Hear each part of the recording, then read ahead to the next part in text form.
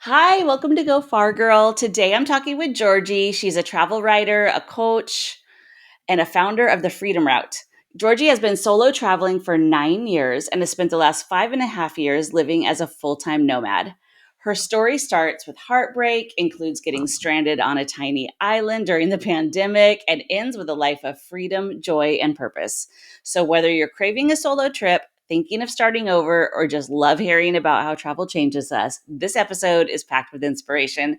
So, Georgie, thanks for joining us today. I'm so excited to see you. Thank you so much for having me on the show. It's always funny with these introductions. Like I always forget how long I've been traveling for until I hear Yeah. things like this, and I'm like, You're wow, like, it's actually quite a long time. oh, I did that. That's me. I remember reading all of the things that you sent to me when I was asking if you would be on the show. And I was like, how do I narrow this down? Like, you have had so many experiences, and just so many things happen over the last few years. Yeah, it's been a busy few years. I feel very lucky and very grateful and very privileged to be able to say that I've done all of these things. But Yeah. it's funny because when I talk about like my travels and what I've been doing for almost the last decade with people who also travel a lot, it feels completely normal. And then when I try and tell the same stories to some of like friends from my hometown who've spent most of their lives like focusing on friends and partners and stuff within their hometown, it almost feels a bit boastful or like a bit like I'm the problem child who hasn't settled down and done all the things that we're supposed to do. And I feel like it means you have a network everywhere, even just stuff like I'm going on a press trip to Azerbaijan in maybe 2 weeks' time. And I don't really know much about Azerbaijan at all, but I was talking to a friend who I met here in Lisbon, who was from Germany, who I first met in Mexico and Colombia. And she was like, oh, yeah, I've got a really good friend who lives in Baku in Azerbaijan. And I was like, wow, I really am secondhand connected to probably most parts of the world by now. It's crazy. Don't you love that too? I love that when I'm planning a trip and I said I was planning a trip to Amsterdam. I was like, "Oh, Nikki lives there." And everyone's like, "Who's Nikki?" I'm like, "Oh, this girl I met in Oregon." And she's like, "Okay." But no, I do. I love that. It's neat to have those little just makes you feel like the world is smaller and you've got kind of connections to home everywhere you go, which I love. Yeah, 100%. Yeah. So, take me back to your first solo trip to Thailand. What made you go alone? What were you hoping to get out of it? Kind of where were you at the time? So, when I first decided to go to Thailand, it was a trip that I'd been planning with my boyfriend at the time. And my first ever actual solo trip was a few years before that. And I went to Denmark, Sweden, and Poland by myself. But I'd Okay. never left Europe by myself up until that point, until I then went to Colombia with my boyfriend at the time. And when we were in Colombia, the first 2 weeks were wonderful. I think maybe 4 days before we were supposed to fly home, we flew to this tiny Colombian island called San Andre. It's off the coast of Nicaragua. And we got there. He immediately got food poisoning. I spent the 3 days kind of, well, partially looking after him, partially exploring the island by myself. On the final night there, he felt a bit better. So we go out for a lovely dinner, and I get struck down by food poisoning. Oh, So no. I was the sickest I'd ever been in my life. We missed our flights next day back to the mainland. And then when we got there, we had to sit in the airport in Bogota for, I think it was 5 or 6 hours before we were then meant to fly back to England. So we're sat there in the airport. I'm doing everything I can just not to keep being sick. And then our passports were stolen. So our passports were stolen. We then had to spend another 4 days in Bogota, I think, getting emergency passports so that we could then fly home. And when we were there, like our relationship was very much, I wouldn't want to say fraying at the seams because that doesn't really give it across in the right way, but hanging on, let's say, by a thread. So we get back to the UK. My anxiety is all over the place. We were supposed to have been then talking about booking a trip to Thailand, and instead he breaks up with me. So, very, very stressful week of my life. I think most of the things that could have gone wrong in that week then did go wrong. And Right. it got to this point where I was like, I want to do something different. I want to go somewhere new. I was supposed to be going to Thailand with him. And I thought instead, I'm just going to go there by myself. And whilst it was a slightly intimidating prospect, solo travel has always felt very, very aligned with who I am. And it's never felt as intimidating as perhaps it does to some other people. So I looked at it as this big adventure. I looked at it as a potential new start. And I just thought, you know what, throw myself out of my comfort zone, go somewhere across the world, see what happens, and take it from there. I love that. So, how long did you end up by staying in Thailand?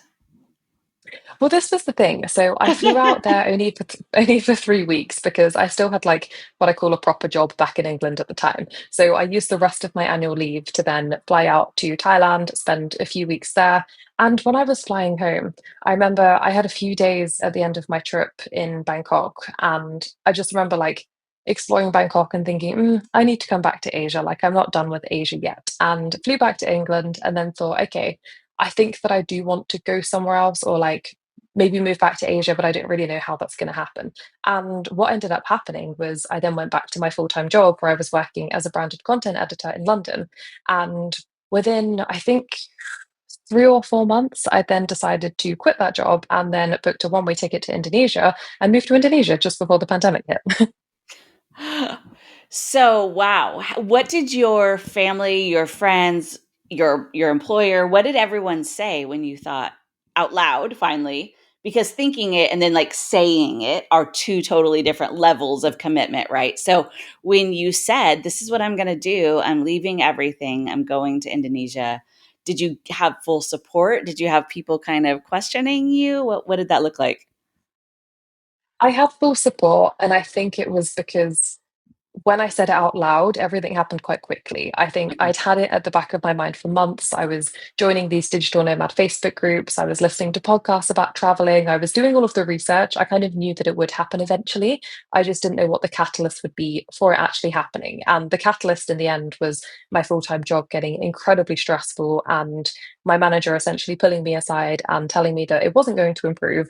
And either I could quit and she would help me to quit, or I would have to suck it up and get on with it. And I'd been speaking to this digital nomad that I'd never actually met in person. Her name's Rika. I then eventually met her in Indonesia, but she worked for this digital marketing company.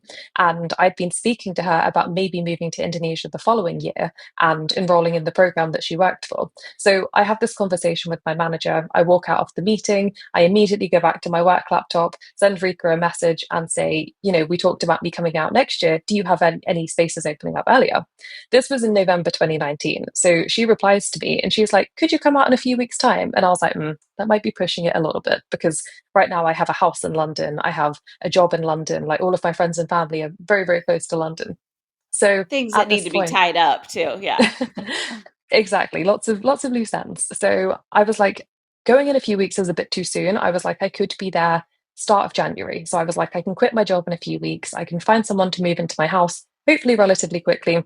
So I remember I had this conversation with Rika on the Thursday. So immediately after work on Thursday, I rang my sister, told her I was going to move to Indonesia. She fully supported me. I remember I had an interview with the woman who actually owned this digital marketing company on the Saturday morning. On the Sunday, she offered me the job. On the Sunday evening, I then rang both of my parents, told them my plan. They were both very supportive, very surprised, I think, but perhaps not deep down because it is the kind of thing that I would do.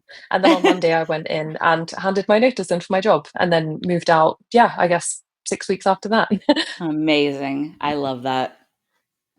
And so, did you end up by getting the job? Yes.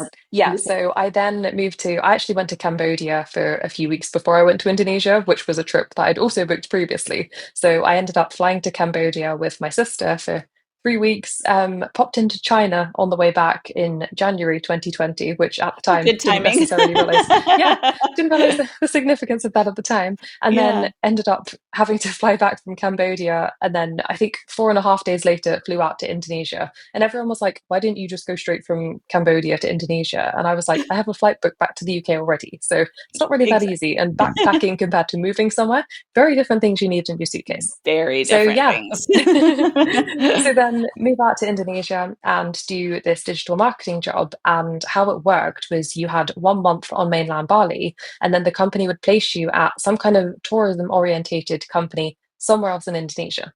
So I got posted to this teeny tiny island called Gili Trawangan. So Gili Trawangan, it's about a 3 hour speedboat journey from mainland Bali, and it's so small that you can cycle around it in 30 minutes. There's no Oh cars, my there's no gosh. motorbikes, no motorized vehicles. It is teeny tiny. There's no doctor's surgery, no supermarket. It's like Paradise Island, but absolutely tiny. Do people live there or is it just a tourist like resort? There's a small community. Okay. So I ended up getting stuck there for 7 months at the start of the pandemic because once I'd moved there and once the pandemic hit, then all of the boats back to mainland Bali were stopped. So the only way you could really leave was essentially sneaking off the island and going to Lombok, which is closer than Bali, and then catching a flight whilst the flights existed, and then taking the ferry until one of the ferries sunk, which very much put me off from going back. And I would say at its quietest point, I think there was probably about 50 or 60 expats there, and there's a small number of like locals who live there as well. Although a lot of them do live in Lombok and usually just commute over for work in the daytimes. So there are people who do live there full time. There's like a tiny school and things there, but it's a very different way of life. Interesting. So there's no grocery, there's no hospital, there's nothing. So how did I mean, you yeah. survive? What did you do? So there's no traditional grocery store. There are mini markets where you can get Okay. fresh So you vegetables got and food. stuff like that. Very, very small ones. And the occasional like corner store and things like that. Most of the food deliveries there come on a boat. So what we would do if we wanted to do the big shop, let's say, is we would order it on WhatsApp. It would then get delivered by boat every other Wednesday. We would cycle down to the harbour with these huge backpacks, and we would take all of these like fresh groceries that had come shipped over from neighbouring Lombok, and we would cycle back to our house and, unpack them there. But it was funny because in the height of the pandemic, obviously everyone was very, very security conscious. So all of these groceries were like sprayed down with antiseptic when they were on the boat. And it was just such a procedure of, a handful of people carrying all of these crates of food off of the boat, like stacking them up on the sand and then spraying them with antiseptic and things Oh like my that. gosh. Wow. So I mean, you were truly isolated. We were all feeling isolated, but you were truly isolated. You had a lot Yeah, of it was, you had a lot of time yeah, to be on in your own head and to think and do, right? Like, yeah, it was, I would mostly say it was a blessing. I think there is a point where it does get kind of adjacent to the whole, if you were stranded on a desert island, what are the five things you would bring? There yeah. were some kind of elements of that, but generally I felt I was very, very lucky. So the border closed like for the entirety of Indonesia very, very early on in the pandemic. And what that meant is that there were no tourists there. And from a business perspective, it was terrible. But selfishly, from a person living on the island at the time, it meant that the island kind of just became our playground. So all of the fancy hotels there were closed, which meant that all of the expats who lived there just became really good friends. We would just be able to go to these places like for free, and you'd still pay for drinks and stuff like that. Or like on occasion we get to spend the night in these fancy hotels because it was still a way to inject a bit of money into the local economy. I got really into scuba diving when I was there. I used to cycle around the island at 5:30 every evening and watch sunset, and it became a staple part of the day. So it was a very different routine to what I had when I was back in London. But Yeah. there's something very special, I think, about having sunset as like a designated time of day where everyone gets together and sips a coconut and watches, the waves go by as the sun sets. And yeah, it was really lovely.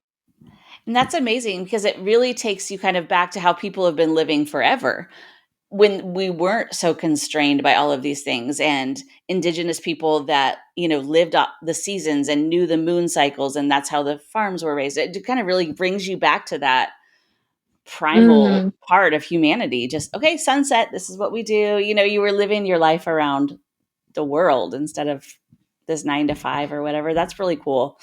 Did you feel like at the time, like, were you trying to find ways to get off, or were you pretty content? Were you like, this is just what I'm going to do? I like it here. I'm happy.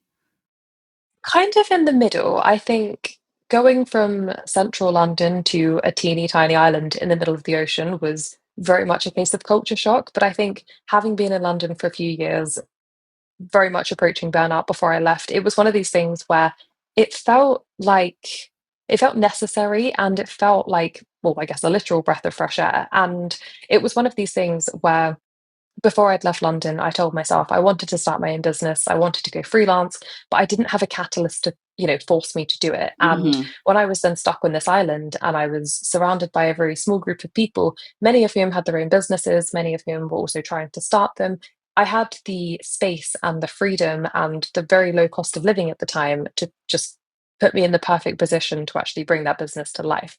And it's not something I think I would have had if I'd gone back to London, or even I think if I was on mainland Bali at the time. So I think as much as there were days when it did feel a bit intimidating and a bit scary because no one knew how long we were going to be there for, I think day to day, I felt very, very fortunate because I realized that I didn't have any distractions. I had everything I needed to be in that position to build the business that I wanted to build. And I was surrounded by great people and beautiful settings, wonderful sunsets, like amazing oceans, like Yeah. all of the good things in life, I think. Yes. So it completely changed the trajectory of your life. Mm, And so yeah.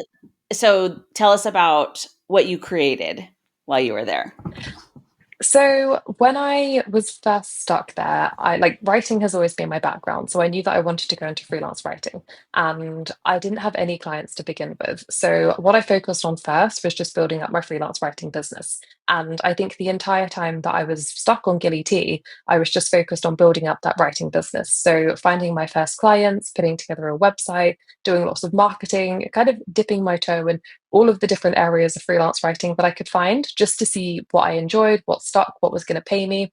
So to begin with, it was really random stuff like I was writing product descriptions for this Middle Eastern wholesale website, and I was doing Instagram captions for this like coach for virtual assistants. And I worked with a few travel brands, which is what I then refined my business into and what I still do now.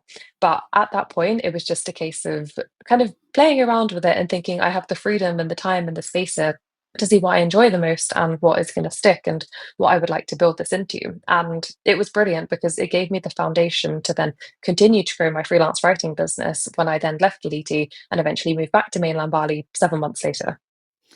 And if you had been, working full time or like you said, living in London and you have social engagements and work and all of these things, you wouldn't have taken that time to do that because it's easy to keep putting off when there's always something else going on or when you're like, well, I have to work first. But when that is all stripped from you, you really get a chance to just dig deep and decide what you want to do inside. I love that so much.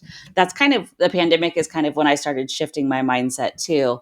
Um, I'd raised the boys as a single mom. I had to work this job I hated because they ate a lot of food and all of these things.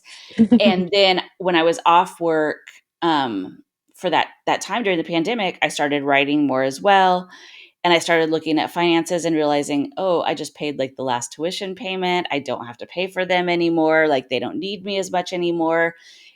Oh, I can do this. I can do this. So it's similar. I was stuck in a house, not on a beautiful island, but it just was different because I didn't have to go to work every day.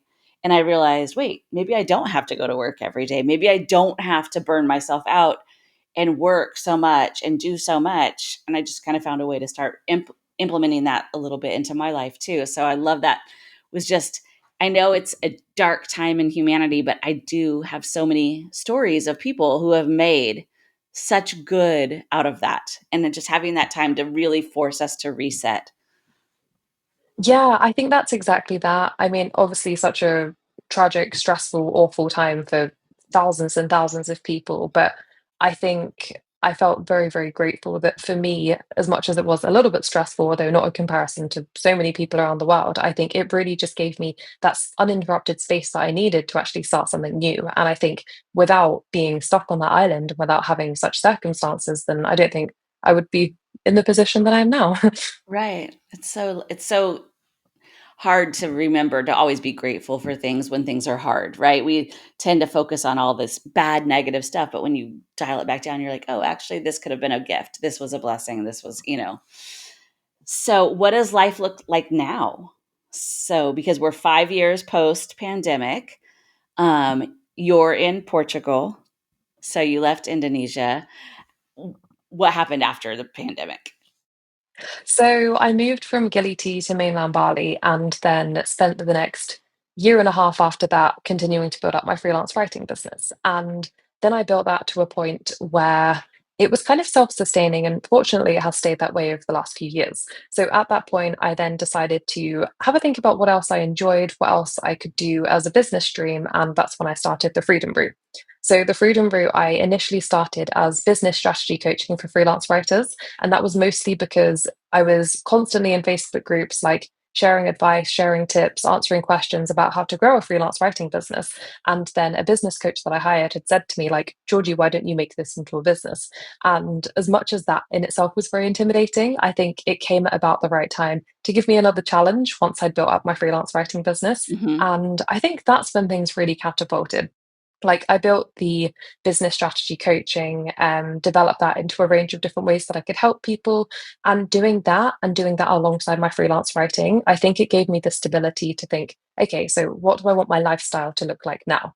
And I ended up living in Bali for another, I think, 2 years after that. I left just over 2 years ago now, and then left Indonesia and thought, okay, I've been on one side of the world for a while, so now it's time to go and see some of the other parts. And Yeah. that was really exciting. And then I ended up traveling the world quite a bit faster than I had done previously. I've always loved slow travel, but this ended up being much faster by my own standards. So I ended up visiting 6 different continents in 1 year. So, Oh my all of them gosh. except Antarctica, Oh my which gosh. I'm yet to go to still.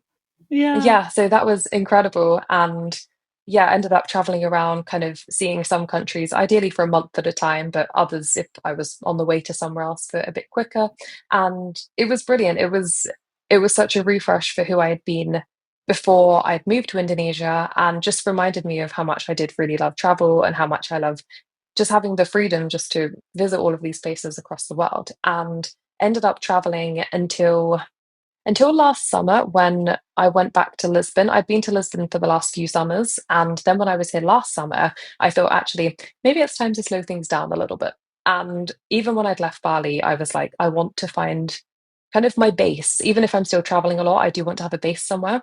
And I hadn't been able to figure out where that base would be. So then when I came back to Portugal last year, I kind of infiltrated the communities a bit more, like got to know some people who live here properly and thought maybe this could be the place. But because being British, and because of Brexit, very frustratingly, moving here was no longer just something I could, hop across Right. the border and settle in. So then I started thinking about the process of moving here, and I'm very much still in the process of moving here, which is exactly 1 year later. So for that time, I ended up going back to Mexico for a few months. And yeah, I've just continued to grow my business, traveled around, spent 6 months, I think, in Mexico, and then got back to Portugal a few months ago now. Wow. I love that everything in life has a season though. There's this time for this, travel, but then at some point you're like, okay, I do want to have a base. I don't want to just drift forever. But having that base and then still being able to go out is kind of the best of both worlds. And then you're running your own company. So you're setting up your schedule to fit you instead of, feeding into someone else's idea of what that needs to look like. So you've done it, girl. You've Yeah, created like the dream life. I love it. Like, thank you. Yeah, yeah, it's been really exciting. And one thing that I've been really tuning into recently is how different cycles of travel and different speeds of travel allow for different things. So what I really loved about the faster traveling and the more consistent traveling and not necessarily having a base is that it allows me to focus on the traveling and focus on the enjoyment of that, and knowing that my business is kind of ticking along in the background. But one thing that I've really loved since I've been a bit more settled in Portugal is having that spare space in my head for thinking about how I'm developing my business. And I think it's always been a battle between the two, of thinking, do I think more about the business? Do I think more about the travels? And I love just being able to switch between the two, depending on which season of life that I'm in. yeah. And what that's kind of allowed me to do over the last few months is really think about where I want to take my business. And what I've kind of learned from my travels and, experiencing my travels alongside having my business is I really want to help more people develop a business themselves that's going to allow them that same freedom. And it's funny because when I look back at my career history, I never thought I would have ended up in a position where my business is helping people to build a life that allows them to travel or build a life that allows them to have that freedom that they want. But because I've been traveling for so long and building a business at the same time, it's just interesting to me that those two things have coincided. And now in Portugal, a large thing of what I'm focusing on is helping other women to like refine their writing businesses and other creative businesses in a way that's going to allow them more freedom so that they too can do lots of fun traveling. I love that. And I mean, you know that like I am so pro getting women out of their comfy little bubble and exploring just couple steps outside of comfort zone, and that tiny little push can just lead to such incredible changes that at some point you just look at your life and you're like, oh my gosh, this is my life. And it just starts Mm. with that one little tiny step outside. And so it just makes me so happy. I have goosebumps. It makes me so happy that that's what, is driving you too, is just, hey, I did this and I never saw it coming, but you can do this too. And it doesn't have to look exactly like your journey, right? Everyone can like take their own little step, but it's so empowering and it's so life changing. And whether you're just out of college or you don't want to go to college or your kids are out of the house or you've just gotten divorced, there's a season for you to take that step and to do the next thing. And it can totally change the trajectory of your life and your family's life. I mean, it's just incredible. It makes me so happy. Yeah, it's so exciting to me, A, to think about what could happen next, but also B, just reflecting on the fact that had I not taken that first step into solo traveling, I probably wouldn't have ever had the courage to go freelance or to start my own business. Because I remember the first solo-ish trip, I don't necessarily count it as my first solo trip, but I did like a group trip with strangers before I did my first actual solo trip. And Yeah. even when I did that group trip, I remember I met so many people who were solo traveling all the time. And that was what inspired me to then book my first actual solo trip, kind of away from a guided situation and more just going to a country by myself. And then Yeah. I remember each time I would solo travel after that, I would meet more amazing people who were doing all the things I wanted to do. I remember I solo traveled around Morocco when I was 21 or 22 and just caught buses and trains and explored the country for a couple of weeks. And I remember I met this American girl on a rooftop in Fez, and she was teaching English, and that's how she was funding her travels. And I remember talking to her for like 20 minutes. I think we're probably still Facebook friends now, and just finding her like the coolest person on this planet for just being able to travel and write and teach at the same time. And it's just so interesting to meet all these people from all over the world and pick up different buckets of knowledge from each of them and then develop them into my own travels and my own lifestyle and yeah, see what happens next. Yeah, I love that. I was at the train station in York and there was flooding. I was going between York and Scotland and there was flooding. And so I was just kind of sitting at the train station. I was having coffee and this man sat down next to me. He was like 92 years old. And we talked for, I don't know, 2 hours. Well, he talked for 2 hours. But it was kind of a cruddy day. We had gotten halfway to where we were going, and then we had to get off because the tracks were, flooded in both directions. So we were really stuck. I was trying to catch a flight, which I did not. And so I was kind of just like, oh, now I'm just stuck here in the middle of nowhere. And he sat down and we just started chatting. And his life experiences were so incredible that being stuck in that train station is like one of my best memories of the entire trip because you just get to hear from this man who has lived for so long. And he was in his 90s. He was going back to college because he wanted to speak German. And Wow. he said, I always wanted to speak German. And so now I'm taking classes. And I was like, oh, like online? He goes, oh, no, I'm not dedicated enough for that. Like, I have to go to school every day. And then he's like, and my little study group and my friends. And I was like, oh my gosh, I love you so much. He was the coolest That's person. incredible. But I love that about traveling. And solo traveling is not lonely. I know people think, like, oh gosh, you're just going to be by yourself. But I feel like you talk more and meet more people and do more things than if you were to go with a spouse or because otherwise you just kind of stay together, right? And otherwise, when you're by yourself, you have all these people that are willing just to sit down and tell you their life. And it's so fun. Yeah, exactly that. Like, I would say the majority of my favorite travel memories are all from when I've been solo traveling and I've just met really random people or people that I never would have crossed paths with had I been there with a partner or a group of friends or a Yeah. sibling or whatever. And it's just so exciting to me to think that you go somewhere by yourself in a completely new country and you could leave, 5 days later, whatever it may be, and have met new friends that are from somewhere you've never been before, who've experienced Yes. things you've never even considered before. And you can just get all this first-hand knowledge. And I think so often that can then inspire you to go and do those things or visit those places or do things that you never thought were possible because you've never met anyone before who hadn't done them or who had done them. And then suddenly you could be doing them as well. It is, and it's crazy to me too how open the travel community is. People will tell you. No one's out here gatekeeping. No one's like, "Oh, Mm, I did this thing, but I'm not gonna tell you how to get there." People will tell you their whole life story because we're passionate. We love it. We love the things, and it's exciting to tell those stories, and so when people kind of reciprocate that, it's amazing. And you do. yes. Like, I find things all the time. I'm like, "Oh, I didn't know I needed to do that, but I guess I do." So Yeah, and I love the random mutual friends as well. I remember years ago, I was in Budapest and I met a guy who was staying at the same hostel as me, and he ended up being friends with someone that I'd met in like Prague or Slovakia or something before. And I felt like, especially at that time, but I would say it's still a thing now, there seems to almost be a kind of like unspoken network of where people go or the paths that they take or things like that. And I think so yeah. often I've ended up going places and being like, oh, did you meet this person? Or do you know such and such? There's just so many more random connections than I ever thought there would be in a world that's so big. Yeah, isn't that something? Because really it is small when you start Mm. getting to that. Yeah. So you've had this amazing life. You've had this 10 years of growth and empowerment and all of these things.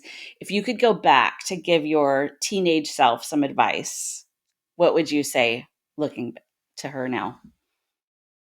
I would say do more of the things that scare you.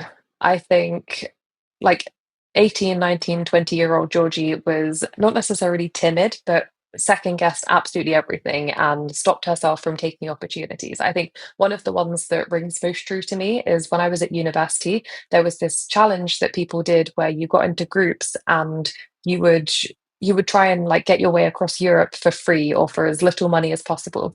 And I remember I always really wanted to do it and I didn't put myself forward for it because I didn't know anyone else doing it. And that's one of my only few regrets, I think, in life, because had I done that, I think it would have been such an incredible experience to like try and, hustle your way across Europe with just a random group of people. Yeah, And there were just other things like that that I think I second guessed myself out of doing when I was younger. And nowadays, I think I'm a lot more confident. I think I have a much better attitude of thinking, what's the worst that could happen? Like, this is a fun opportunity. Worst case scenario, you'll just get a funny story out of it, even if it doesn't go according to plan. But I think at the time, I didn't necessarily have that mindset. And I think if I were to tell myself one thing, it would be to do more of the things that scare you and to push yourself out of your comfort zone and say yes to more opportunities. I love that. That's amazing. Thank you so much for sharing your story with us. I know that people are going to love hearing it. The Freedom Route, can people sign up to work with you? Where can they find you to follow your adventures? Tell us how we can stay in your life. Thank you. So my website is thefreedomroute.com, and just because I know there are different spellings, that is ROUTE, like the freedom, yeah, route. And my Instagram is the freedom route with an underscore at the end, or you can also find me on my personal Instagram, which is Georgie R. Darling.